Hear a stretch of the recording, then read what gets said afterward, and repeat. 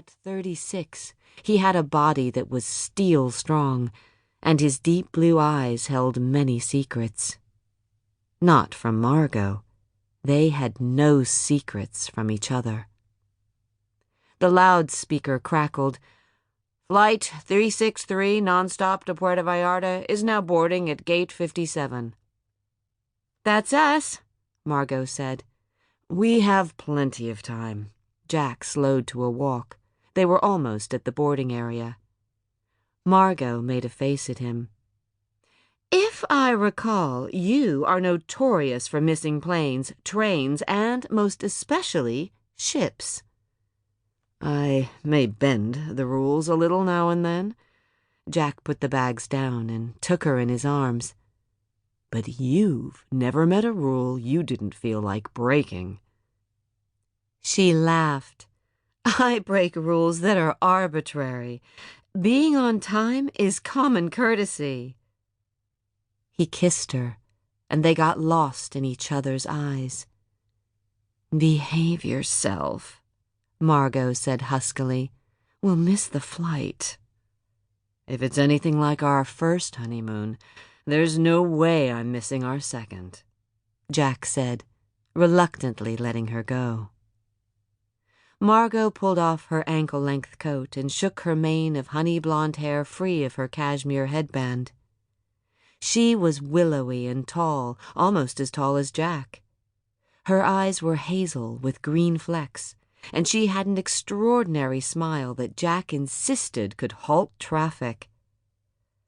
"I won't be needing these where we're going," she grinned, putting her winter coat and scarf over her arm and taking her bag from Jack.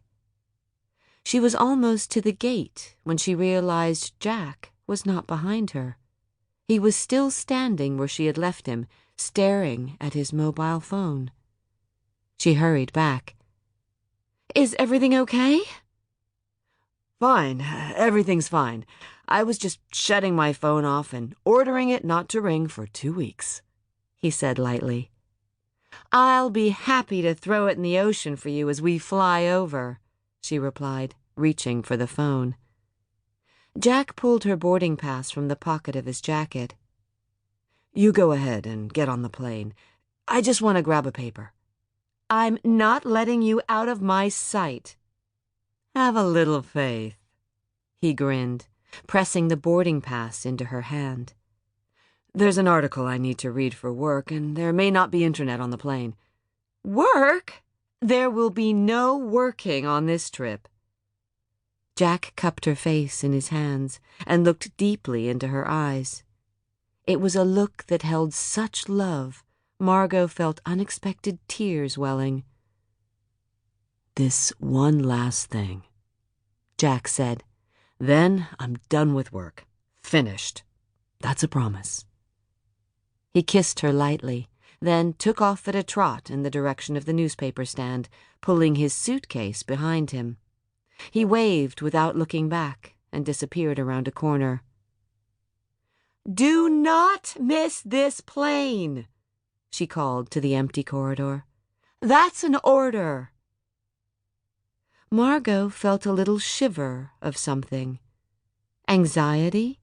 Fear? She didn't know. She shook it off and boarded the plane.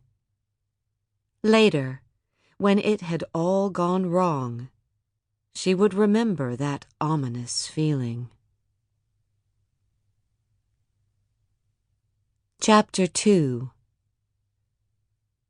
Inside the 757, Margo handed the flight attendant her coat and scarf and took her seat by the window in the last row of the first-class cabin. "Can I get you something before we take off, Mrs. McCarthy?" "2 glasses of champagne, please," Margo answered. "My husband will be here any moment." "He'd better hurry. They'll be closing the doors soon," the young woman explained as she placed the champagne on the table between the seats.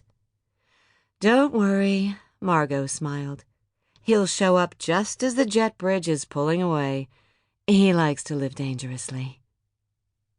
Margo sipped her champagne mechanically, never taking her eyes off the door. 5 minutes